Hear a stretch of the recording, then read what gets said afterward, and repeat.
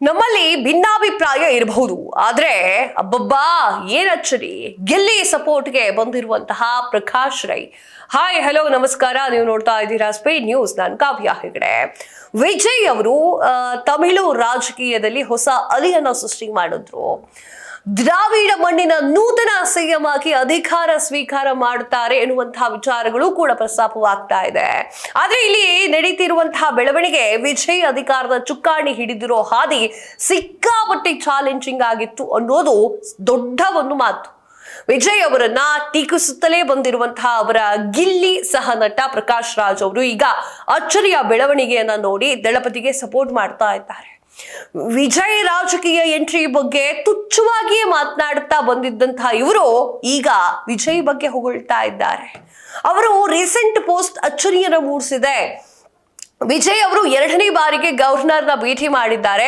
108 ಸೀಟುಗಳನ್ನ ಗೆದ್ದಂತಹ ಟಿವಿಕೆಗೆ ಸರ್ಕಾರ ನಿರ್ಮಿಸುವಂತಹ ಅವಕಾಶವನ್ನ ಕೋರಿ ಮೊದಲ ಬಾರಿಗೆ ವಿಜಯ್ ಗವರ್ನರ್ ಅವರನ್ನ ಭೇಟಿ ಮಾಡಿದ್ರು.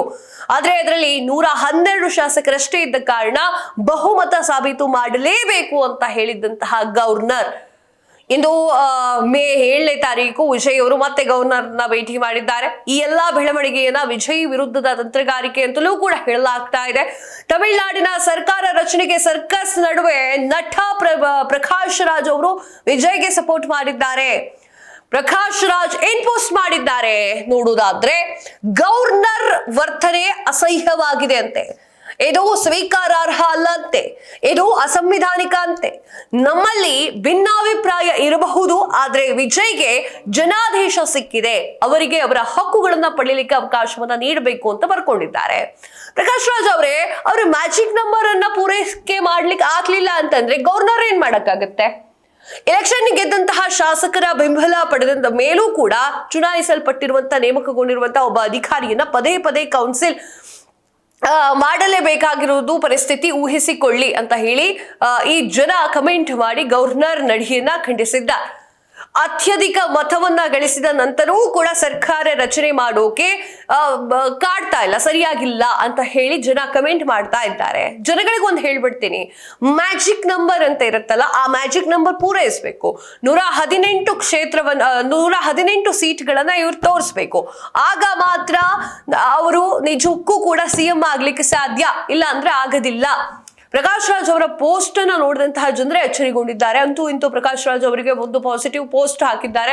ಕೊನೆಗೂ ಗಿಲ್ಲಿಗೆ ಬೆಂಬಲವನ್ನ ನೀಡಿದ್ದಾರೆ ಅಂತ ಹೇಳಿ ಕಮೆಂಟ್ ಮಾಡಿ ತಿಳಿಸಿದ್ದಾರೆ. ಇನ್ನು ಗವರ್ನರ್ ಮನವೊಲಿಕೆಗೆ ಗವರ್ನರ್ ರಾಜೇಂದ್ರ ಅರ್ಲೇಕರ್ ಅವರ ಬಳಿ ವಿಜಯ್ ಚರ್ಚೆಯನ್ನ ಮಾಡಿದ್ದು, ತಮಿಳುನಾಡಿನ ಜನರು ಸ್ಪಷ್ಟ ಆದೇಶವನ್ನ ನೀಡಿಲ್ಲ, ಆದ್ರೆ ಟಿವಿಕೆ 108 ಸ್ಥಾನದೊಳಗೆ ಹೊರಹೊಮ್ಮಿದೆ. ಪ್ರಮಾಣ ವಚನ ಸ್ವೀಕಾರ ಸಮಾರಂಭಕ್ಕೂ ಮುನ್ನ ಟಿವಿಕೆ ತನ್ನ ಬಹುಮತವನ್ನ ಸಾಬೀತುಕೊಳ್ಬೇಕು, ಅದೇ ಸರಿ. ಟಿವಿಕೆಗೆ ಸದನದಲ್ಲಿ ತಮ್ಮ ಬಲವನ್ನ ಸಾಬೀತುಪಡಿಸಲು ಅವಕಾಶವನ್ನ ನೀಡಬೇಕು ಅಂತ ಹೇಳಿ ಕೋರಿದ್ದಾರೆ. ಗೊತ್ತಿಲ್ಲ ಮುಂದೆ ಏನಾಗುತ್ತೆ. ವಿರೋಧ ಪಕ್ಷದ ಒಂದು ಸೀಟ್ ನಲ್ಲಿ ಕೂತ್ಕೊಳ್ಳುವಂತಹ ಒಂದು ಸಂದರ್ಭ ಬಂದ್ರೂ ಬರಬಹುದು ವಿಜಯ್ಗೆ, ಗೊತ್ತಿಲ್ಲ, ಕಾದ್ ನೋಡ್ಬೇಕಾಗಿದೆ. ನಿಮ್ಗೆ ಏನು ಅನ್ಸುತ್ತೆ ಕಮೆಂಟ್ ಮಾಡಿ ತಿಳಿಸಿ. ಇದಾಗಿತ್ತು ಈ ಹೊತ್ತಿನ ವಿಶೇಷ. ಮತ್ತಷ್ಟು ಸುದ್ದಿಗಳಿಗಾಗಿ ನೋಡ್ತಾ ಇರಿ ಸ್ಪೀಡ್ ನ್ಯೂಸ್. ನಿಮ್ಮದು ವೇಗ.